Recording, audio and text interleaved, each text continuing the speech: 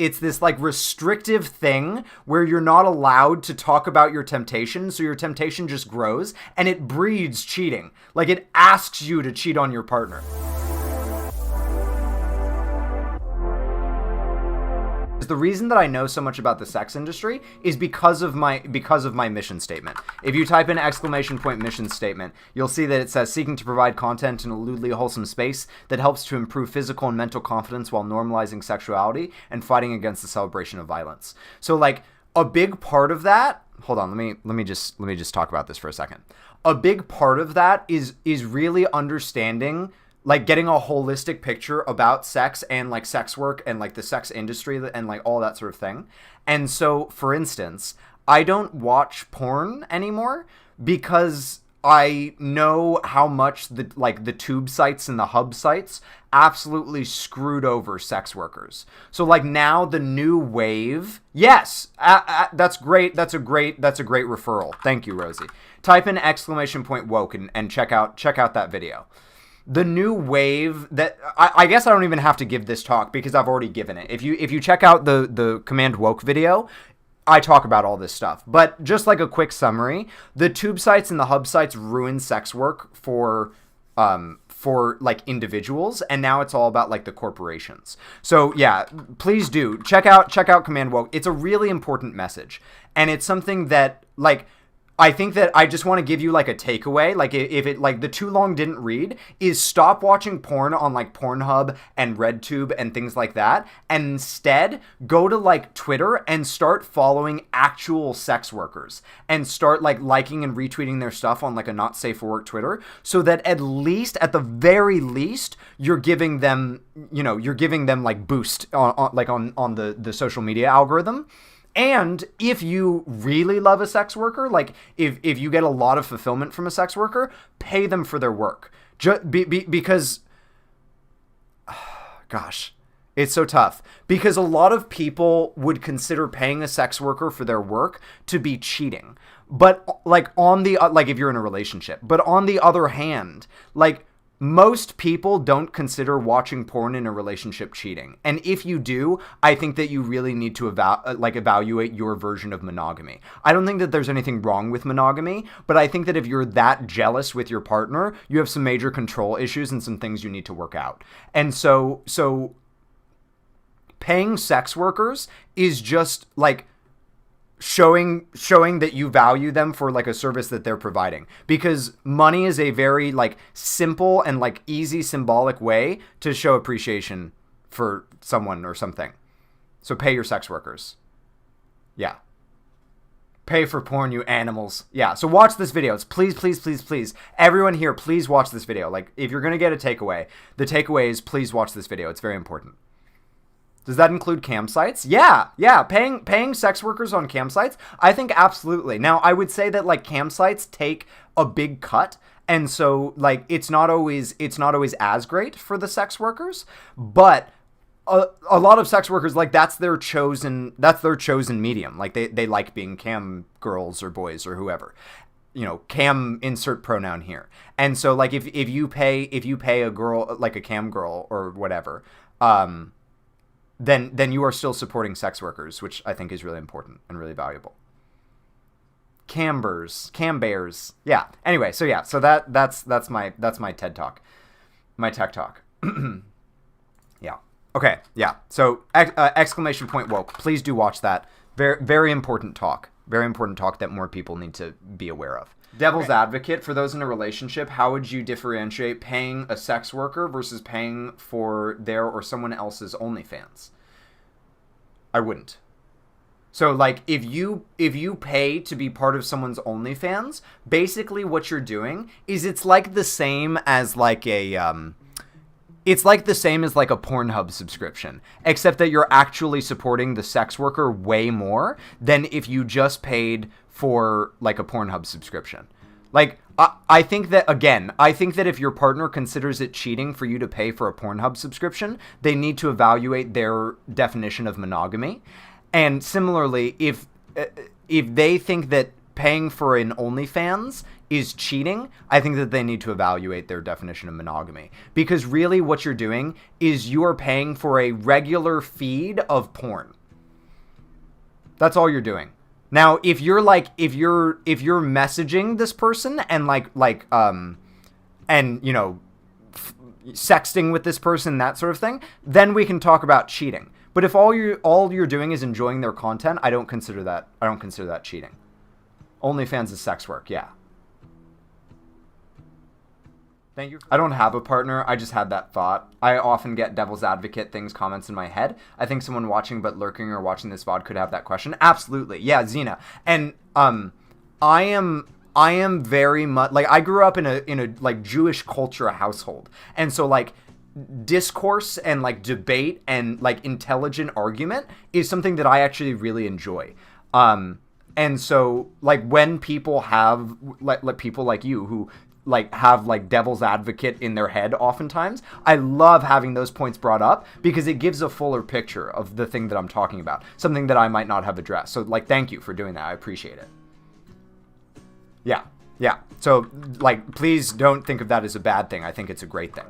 I think that emotional cheating is worse than a one night stand with a random. I agree.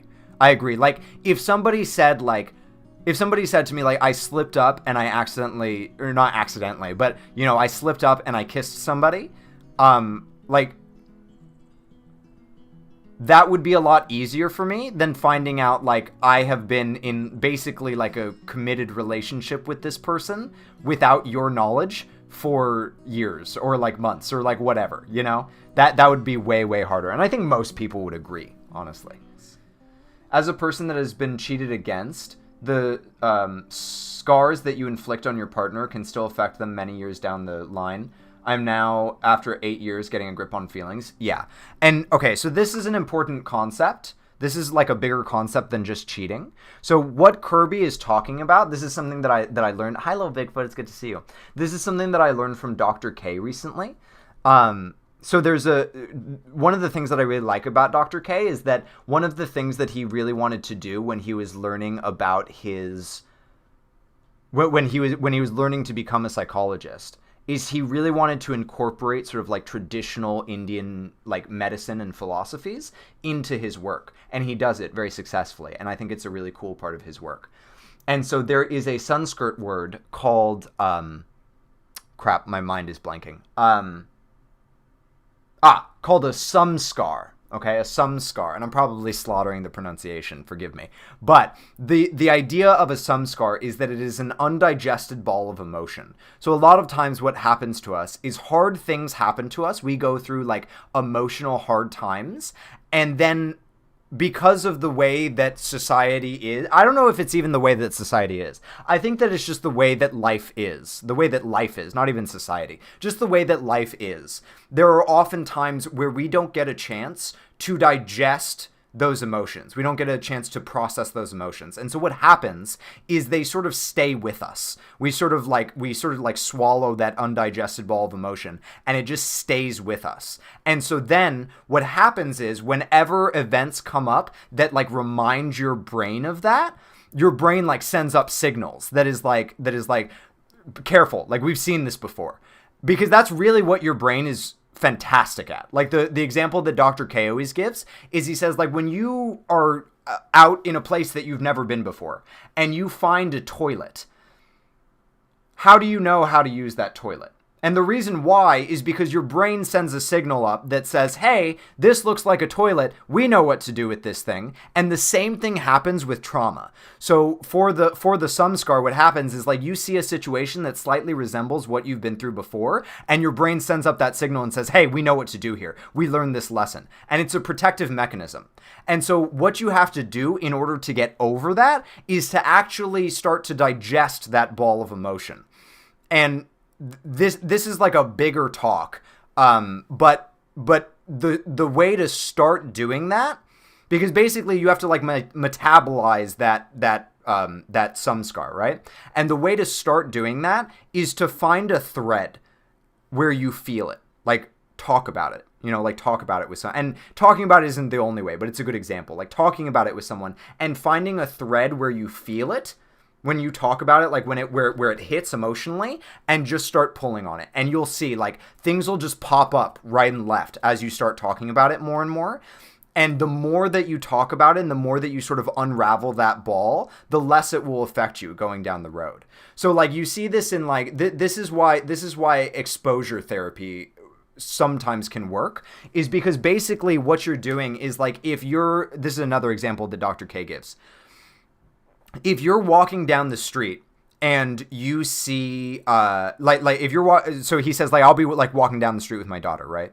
And my daughter gets like bit by a dog. Okay. And then she cries and is freaked out and is really scared. And then I go and get her some ice cream and she feels better and we go throughout our day and she's fine. You know, she's a happy kid. And then, you know, a month later, we see a dog and all of a sudden she starts crying and freaking out again. The reason that is because that trauma is being brought back up and that trauma hasn't been digested. And so on a very sort of like basic level, the way to combat that trauma is to show her that dogs are okay again. To teach her that dogs are okay again, and that it was just like a one-time incident. And so like the way that you, like an example of something that you could do to do that is like to go over to the dog yourself while she's watching and show that like it's okay, you know, like to like be with the dog, and then maybe like you get her to come over for a second and pet the dog, and it helps to metabolize that scar that she's digested.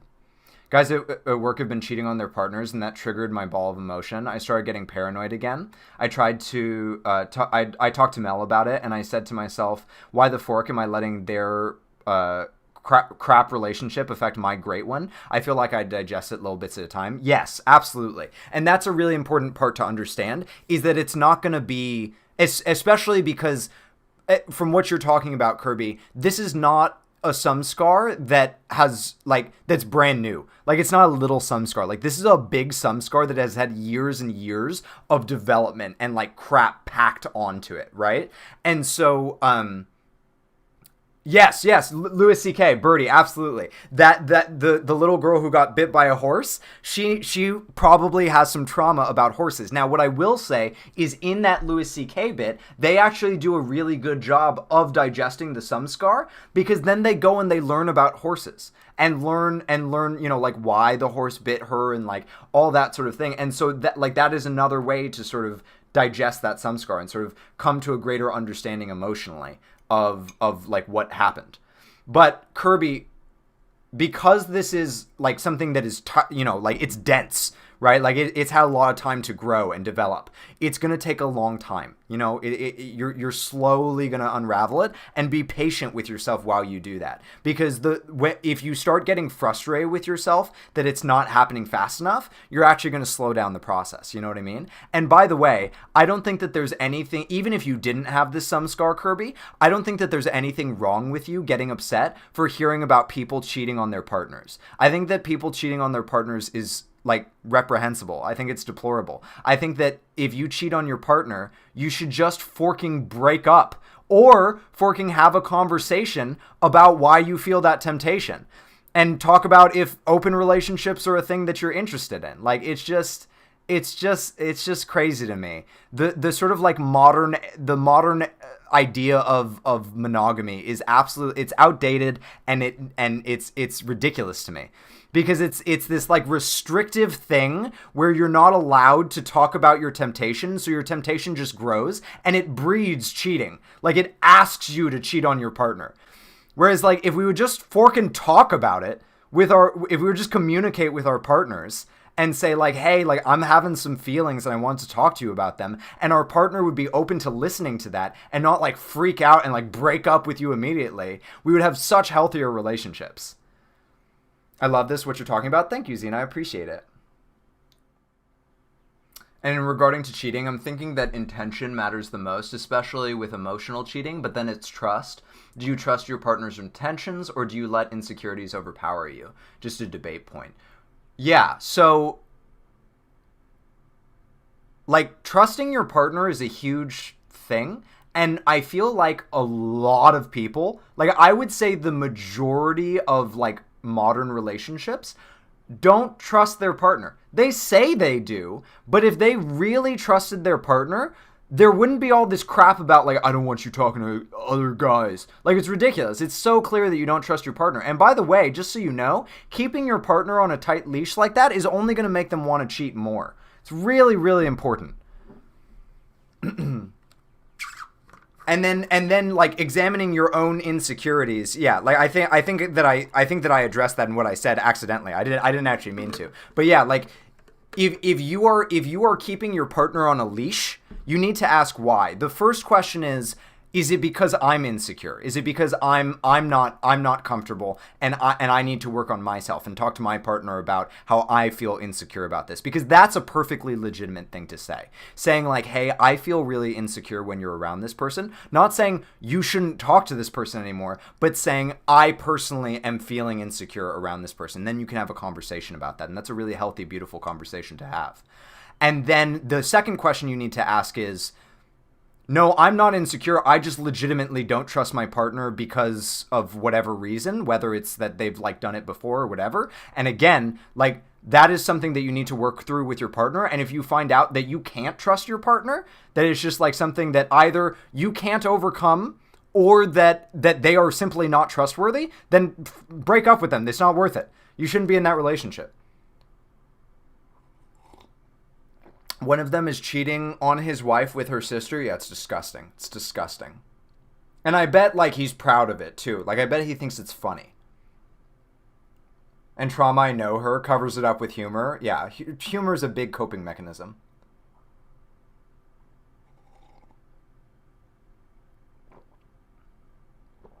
I feel like I must have a few, like with trust being enough in regard to my self-expression, how I express my emotions, etc. Everyone does. Everyone has trauma, Xena, and that's the thing.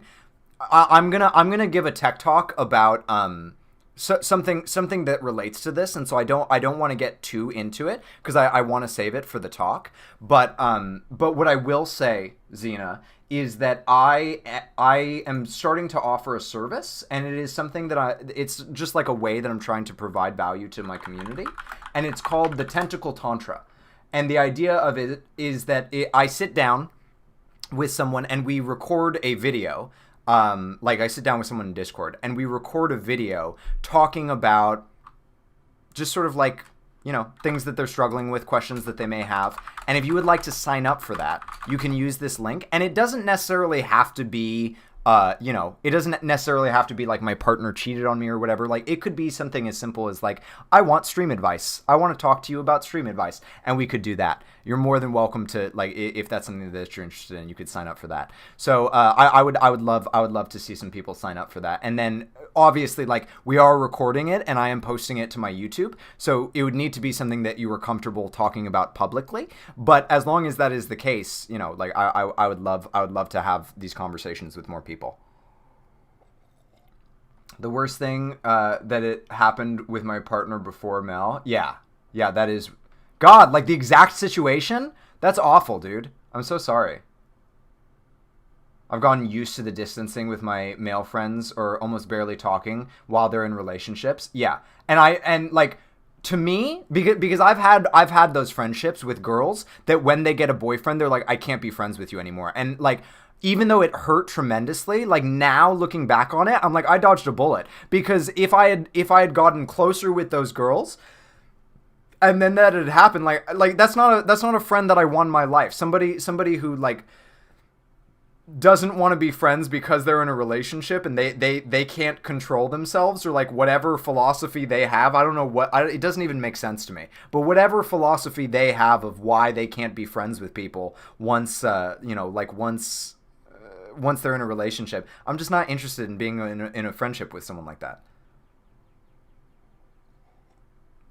Humor is my way to deal with every single trauma. Yeah, so, and that's okay. Like, Obi, one thing that's important to understand is that our coping mechanisms are there for a reason. And the reason is that they were there to protect us. And they serve a vital role. They serve an absolutely vital role. The only thing, Obi, is that what can happen is eventually those coping mechanisms become maladaptive. Is the word. Maladaptive. So you start out using, I need music. Hold on. It's too quiet. I need music. You start out using that coping mechanism to adapt to your environment, right? In order to survive. And then what happens is over time you come out of whatever that situation was, whatever that environment was, but that coping mechanism stays with you. And so then what happens is it ends up holding you back in certain ways because you it ends up holding you back in certain ways because you no longer need it. It is it's like your appendix. Like, you don't use it anymore. It's not necessary, but it's still there weighing you down. And so what's important is to, like, it's still totally fine to use it. It's just to, like, acknowledge it and be aware of it. And when you're, like, doing work on yourself, which, by the way, like, everyone should do work on themselves. When you're doing work on yourself, having someone, or like yourself, both, I would say, like, be self-aware and also have someone that can sort of like bring you back, like catch you in it. Like, when you're working on deep stuff and you use that humor as a coping mechanism, someone who's going to go like, there's that humor again. And it's not that you're saying that it's bad. You're just calling attention to it, because every time you catch that mechanism happening in your brain, the like ball unravels a little bit, and the structure that you've built weakens a little bit. So yeah. You should make a podcast just like talking about things like this, put it in Spotify, I'd be glad to listen to it. Well, thank you, Tori, I appreciate that. That's sort of what I'm trying to do with my YouTube, with the Tentacle Tantra. These Tentacle Tantra episodes, like, right now I think I'm looking at doing like one a month maybe, just to see like how they do, you know? And then like, I don't know, maybe I could just like take that content and take it from like an MP4 to an MP3 and then post it on like Spotify or whatever. One of my closest friends is a female. Took Mel a long time to get used to it, for sure, yeah. And I mean, even me, like,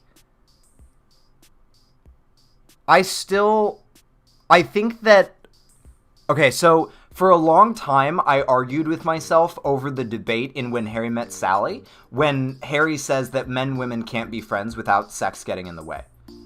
And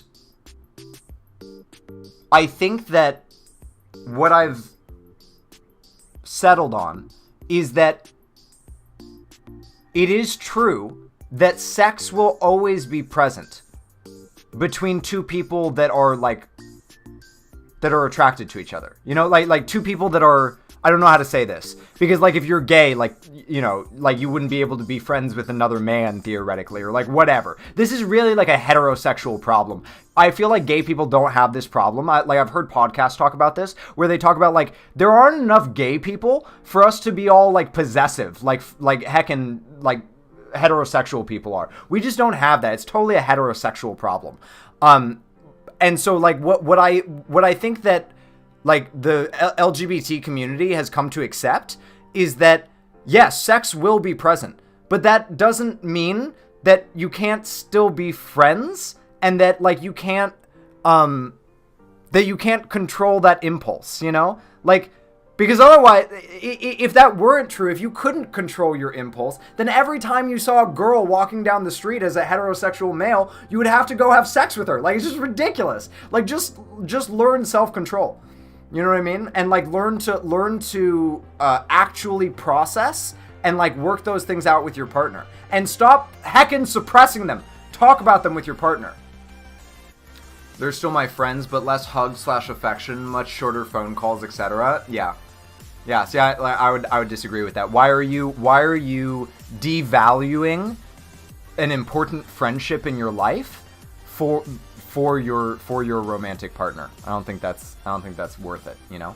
Yeah, !Bunny Tantra. That is the premiere episode of our Tentacle Tantra with Low Red Bunny. The coping mechanism, catching it, that's a good idea. Context, I haven't connected to before. Good, Zine, I'm glad I could help. I have something to add, kind of scandalous. I think I would love to talk with you about this on your podcast, maybe, or to bring it up whenever you have it in the chat. But one of my friends, he's straight, I'm straight. He loves my breasts, like, openly, but he hasn't tried to touch me, and we've established our platonic relationship, so it's fine. Yeah! No, I don't think that's scandalous at all.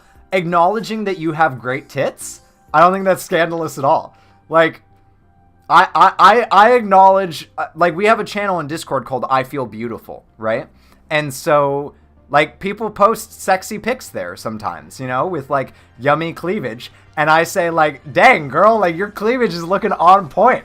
It doesn't mean that I'm going to cheat on Birdie with them. It just means that they have great cleavage. And then most of the time, Birdie will come in and be like, damn, yeah, you do. Like Birdie and I can look at hot people together and enjoy those hot people together on both ends of the spectrum. Like, Birdie will look at a hot guy and be like, man, that guy is banging. And I'm like, oh, yes. And then I can look at a hot woman and be like, oh, God, I would let her step on me. And she'd be like, I'd let her step on you. You know what I mean? Like, yeah.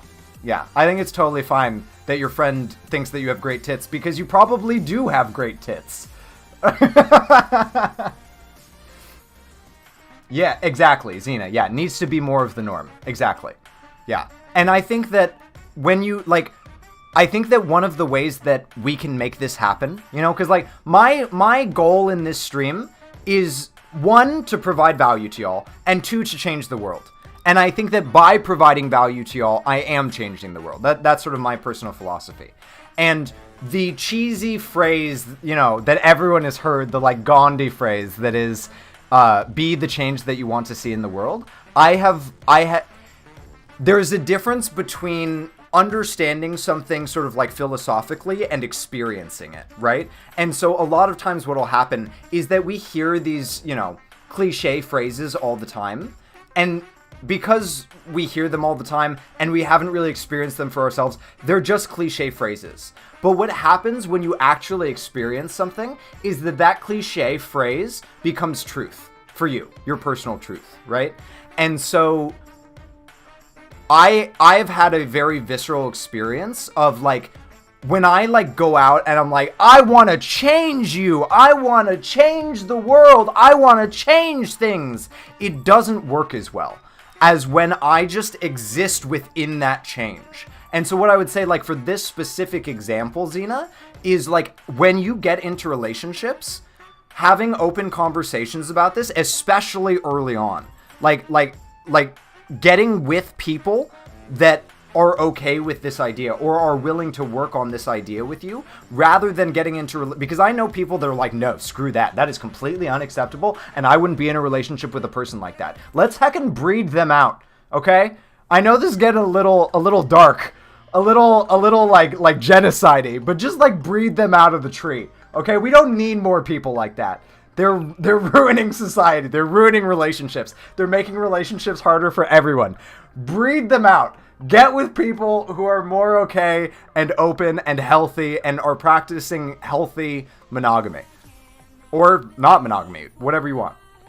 What's so amazing about awareness and what's so amazing about observing things is that just observing them is enough to change them. You don't actually have to do anything else. You can, but you don't have to. It will change it just by you observing it. I don't see this as a bad thing. I've been bi before I met Mel, but I never told her. While I was with her, I didn't think it mattered. But when we had split up, she went through my Facebook and found I was talking to a guy sexually. When we got back together, she started getting jealous of guys and girls I was friends with. Still think it's in the back of her mind, though. But she knows I'll never cheat. For sure. For sure. Yeah, and I think a cool concept is that, like, a lot of times trauma actually informs us and makes us who we are. Like, I attribute a large part of who I am to the fact that my mom made me her therapist. You know what I mean? And, like, that wasn't healthy. That wasn't good. She shouldn't have done that. But it's given me an amazing gift at the same time. And so similarly, like, with Mel, like, even though she like still gets jealous and things, she, like, has a lot of faith in your loyalty because of, like, the trauma that you've been through. And I think that loyalty is incredibly valuable, Kirby. I also highly value loyalty. So, gotten so used to negativity and the fear anxiety based culture, we jump the gun all the time and let the standard transforming. Yeah, yep. Transforming, that'd be good. Yep. So just, like, live the change that you want to see. Past year or two, I've changed so much, and I open up and talk to her about everything now. I used to bottle it up all the time. And what has your experience been, Kirby? This, like, now we're getting into a tentacle tantra. What has your experience been since you've started doing that? So much better. I'm so much happier. Tech Talk and Garden help heal the brain. Ah. Thanks. Thanks. Also, Grizz, I'm just going to call you out real quick. You need to stop calling yourself dumb, dude. Like, I think that you're a really good content creator.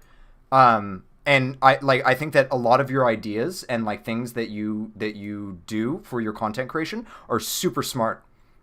And you need to stop calling yourself dumb. One, because you're clearly not, because like the way that you go about your content creation is incredibly intelligent.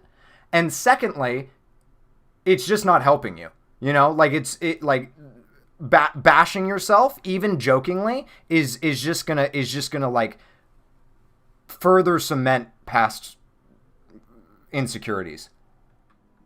Who's cutting onions in the middle of my recording studio? Thank you. It's mostly jokes, but 'tis a bad habit. I'll work on it. Yeah, just because I think that, just like we were talking about earlier, Grizz, where the joke comes from is actually that you feel like you're dumb. And I think that I'm sure that there are large parts of you, Grizz, that know that you aren't dumb. But I think that the reason that those jokes come up so much is because there is some little Grizz in there that was made to feel really dumb at some time in his life. And I think that having a conversation with that little Grizz and saying, like, you know, those things shouldn't have been said to you, and you're not dumb, and we're not dumb now, and letting that little Grizz know that like you got him now, you know, you know what you're doing.